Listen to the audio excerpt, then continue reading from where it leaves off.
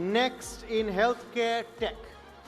Next in Healthcare Tech will be our next segment, and to speak about the theme of Rehabilitation Robotics, we have a keynote address by a very special guest who's with us in this grand hall at Bharat Mandapam, New Delhi.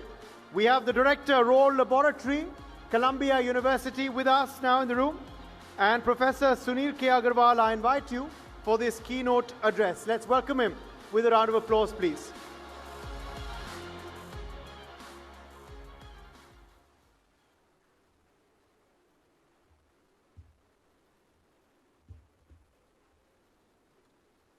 Well, first of all, thank you for this kind invitation. It is a pleasure to be here among such distinguished people from all around the world. I will share with you today about a sub-area of medical robotics called Rehabilitation Robotics, where the goal is to use robotics to improve human functions. All of us every day, let me just try it. Yes. So all of us every day we do everyday tasks such as walking, standing, turning, and so on. These are simple tasks for all of us. However, think of someone who has had a recent stroke, or a spinal cord injury, or born with a cerebral palsy, or older adults. These simple motor tasks become a challenge for them. There are usually no pills that you can take to regain these functions. Motor practice is the prescribed medication, and it requires time and intense practice. The scientific framework behind motor practice is neural plasticity. The nervous system has the ability to change its activity in response to its intrinsic or extrinsic stimuli. Practice reorganizes the structure of the nervous system and its connections. Motor principles that are used in retraining of the nervous system include progression, repetition, and challenge. So our robotics and rehabilitation laboratory at Columbia University uses robotics to measure movement of the human body and apply appropriate forces on the segments to change the difficulty level and train the nervous system. I'll give you a number of examples today in my talk today. Our robots are like the training wheels on a bicycle when children are learning to bike.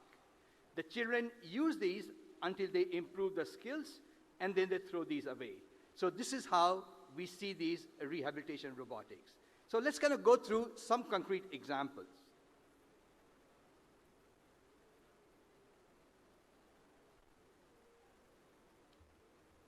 So in the United States, there are about 7 million survivors of stroke, right? And I'm sure that there is a similar ratio here in India as well. A clot develops in a blood vessel, and blood supply to the brain gets affected. Survivors of stroke continue to have weakness in one side of the body. They walk with a limp, and on the weak side, they have a foot drop. They drag their toes and hike their hips to clear the ground. So in order to rehabilitate people with this impairment, we developed a robot called ALEX. It's an acronym for Active Leg Exoskeleton. And it applies assist-as-needed forces to help the subjects to walk. And of course, there is an important engineering design process. We are not going to get into that today. But with these devices, the subjects underwent 15 training sessions over 6 weeks. And overground walking speed was one of the outcome measures after your training was finished. And what we were able to show that the overground walking speed for a group of individuals who were trained with this robot, they were able to improve their walking speed from the baseline to the post-training. And the group retained these changes 6 months later and even further improved it. This is consistent with published works in stroke rehab. Once the change is initiated in the nervous system, the participants further improve it with practice. Subsequently, our group created and tested other exoskeletons like ALEX 3, which is a bilateral exoskeleton, a cable-driven exoskeleton where cable tensions are controlled to apply torques at the joints. And this is motivated by puppeteering, where puppet masters are able to move body segments around. So all these machines were tested with stroke patients. And in fact, these are all published works that you can look up if you're interested. And these demonstrate the efficacy of these technologies.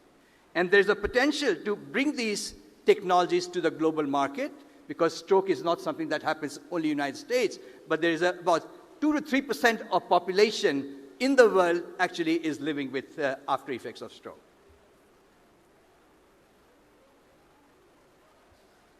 Let me move on to another group of individuals. So cerebral palsy is a brain impairment at birth and affects about 500,000 children in the United States. It is a lifelong condition. Many children are on wheelchairs and have deficits in trunk control.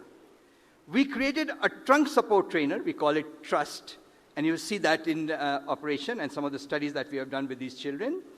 And what it does is it simulates forces applied by a therapist's hand using motors to help retrain the trunk movement. Now here is data on the left that you see with 3 children who were trained with this TRUST across 12 training sessions and with a 3-month follow-up period. The plot shows how the workspace area changed across the training and evaluation sessions. Children progressively expand their sitting workspace during and after TRUST intervention.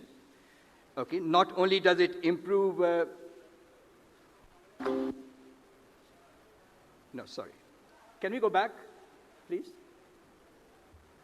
Yeah, and just,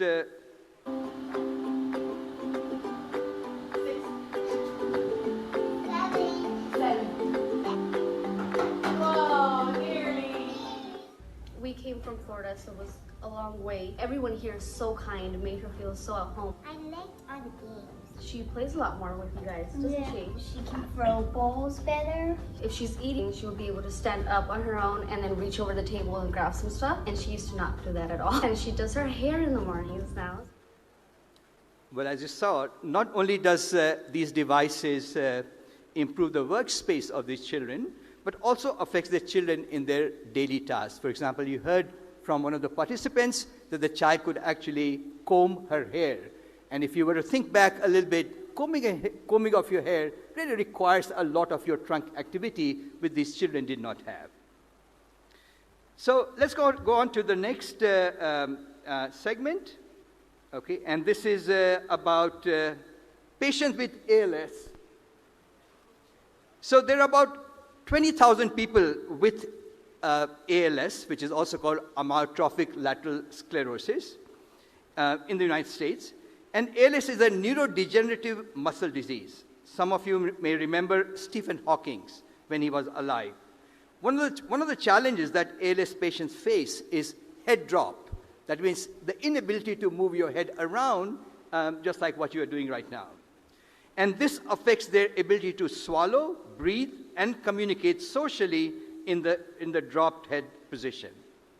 So we have developed these robotic neck braces that allow to characterize the motion of the head, neck, along with measurements of the electrical activity of the muscles. The assist head-neck motion in patients with ALS to mimic motions, as you are seeing here, the patients are mimicking the motion of an avatar on a screen, but by themselves, they cannot control the motion of the head. So let me kind of move forward here. In this video, I would like to share with you the results of a study that we have done with Parkinson patients. According to data from Michael J. Fox Foundation, there are about 1 million people in the United States who are living with a Parkinson's disease, right? And I know that this ratio, 1/350, is even higher in India compared to the United States. Now, patients with Parkinson's disease show poor balance control, including something called freezing of gait. So what we did is, I'll show this video here, we call it a T-pad, and I'll give you just a little preview before you can see the video itself. So T-pad was programmed to deliver force perturbation pulses randomly in 4 directions: forward, backward, left, and right. And the intensity of the perturbations was increased in each training block. The results show that Parkinson's disease patients increase their stability similar to healthy controls. So let's see the video. It looks a little like Harry Greenwald is getting ready to go skydiving or maybe bungee jumping. But this is actually part of a study to prevent potentially serious falls. Very important because Harry has Parkinson's. There have been times when I could feel my forward foot not quite grasping the next tread on the stairs. And there are times when we're walking down the sidewalk, I have to remind myself, for posture issues, I should be raising my head and looking ahead because Parkinson's has got me looking down a lot. 40% of people over age 65 suffer a fall at least once a year. That number is much higher for people with Parkinson's because the disease affects their gait and balance. So Dr. Sunil Aggarwal at Columbia University has devised a system to teach Parkinson's patients how to keep from falling by training them to recover when this elaborate contraption tries to disrupt their sense of balance. We give them the experience of being able to recover better from this momentary loss of balance and be able to train their neuromuscular system to be able to be more responsive when a fall appears. In fact, Dr. Aggarwal's study showed that just one training session substantially improved Parkinson's patients' balance and ability to avoid falls. The harness prevents Harry and others from actually falling, of course, and the better they get, the stronger the jolts come, and from different directions. Although Harry had to learn to trust the device. I relaxed a little and said, okay, I'm not really going to hit the ground here. Hey, it works. The harness really is going to keep me up. Now, Harry says he's more confident now walking and especially going up and down stairs. The balance disruption system is just at Columbia for now, but it could be rolled out to other medical centers. You only have to prevent a couple of serious falls in Parkinson's patients to make it all cost-effective. You learn. So, as we saw here, imbalance and falls is quite common in older adults. These occur with decline in the quality of the sensory signals or due to inability of the central nervous system to integrate these signals properly. According to the Center for Disease Control in the United States, there are about 69 million people in the United States who have sensory dysfunction. In our daily life, we waste signals from our eyes, ears, and muscles to estimate our pose in space. When walking to the toilet in the night, we rely more on the vestibular and proprioceptive signals. In addition, dual tasks, for example, walking while talking on phone, they take away our cognitive resources from the brain reserved for that walking activity. And we can use the head neck brace, as you are seeing here on the picture here. So let me just kind of, okay, please go back one slide.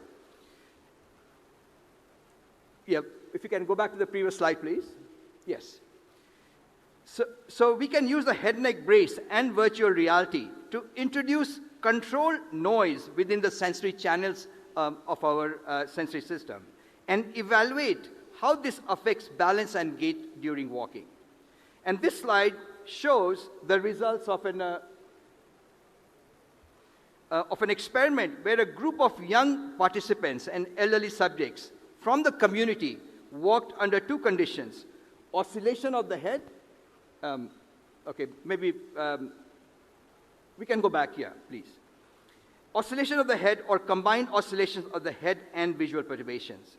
Our results showed that older adults have higher variability in gait and balance parameters compared to young adults, to both head oscillations and head visual oscillation condition. These experiments can help discriminate patients and explain their particular sensory deficit. Vestibular rehabilitation is important in geriatrics, where robotics can play a strong role in the future. So let's come to this slide here, which is already on the screen. Okay, we know that when children are growing, so think of an infant who is 6 months old, right? The self-generated mobility is important for their development. This development is in multifaceted, for example, spatial awareness, visual perception, posture, and social interaction. Now, these special needs children, there are special needs children who are born with cerebral palsy, or Down syndrome, or autism. And many of these children have delayed development due to lack of motor or cognitive ability and miss out on the developmental milestones. So our thought was, why not bring some of these technologies, such as robotics, to bear on these children? And these are 6-month-old babies, and we wanted to see if they will learn to drive a robot, right? And this is the first time when you put the baby on the robot, the baby really doesn't know the association with this joystick and being able to move around. However, if you are persistent with the child, okay, you will see that very soon they would learn to drive the robot by themselves. So these are 6-month-old babies, you have to keep that in mind. And what this mobility does is allows them to be around in this environment. And in fact, we have done a study with almost 25 babies, right? And what we were able to show that these babies can actually learn to drive. I mean, you show them a toy, they will come down and drive and come to you. But the goal here is not just to kind of show them this ability to drive around, but to see how we can integrate these babies within a social environment. For example, one of the studies that we did is we took these babies who are with cerebral palsy and tried to see if we can integrate them in a classroom, right? If you think of a typical classroom, all of these babies all the kids with impairments are sitting in a corner while the rest of the class is doing their wonderful things. And the goal was that through this mobile technology, how could we actually integrate these children within the classroom and eventually in the society. So a few takeaways that I have from my talk today. Okay, according to the World Health Organization, there's 1 billion people in the world who need assistive or rehabilitative technologies, right? So it's a big number that we see around here.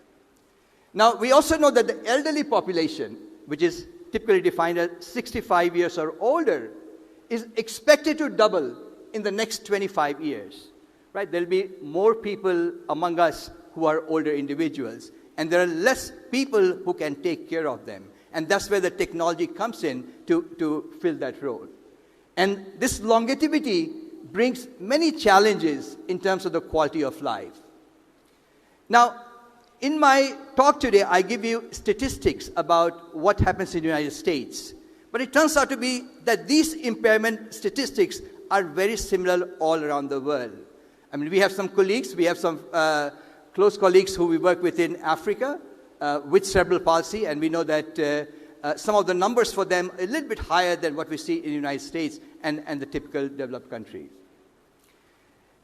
So all of these ideas and technologies that I am describing to you here can actually be adapted, right, to the Indian scenario or to the Asian scenario or to the African scenarios and so on.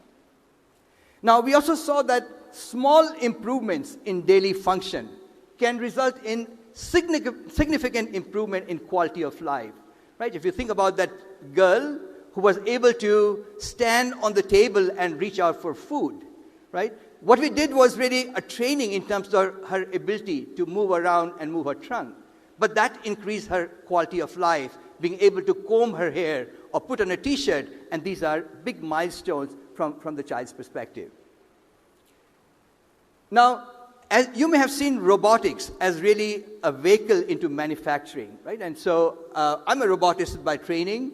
Now, robotics, of course, has made big inroads in manufacturing, right? But I think the time is right for the robotics to take the next step, right? Not only to facilitate what happens out in industry or making some of these autonomous machines, but it can be sort of wrapped around the human body, right? What could be more important, right? We as citizens or we as people to see how we can create technologies to help the people and the loved ones. Thank you very much.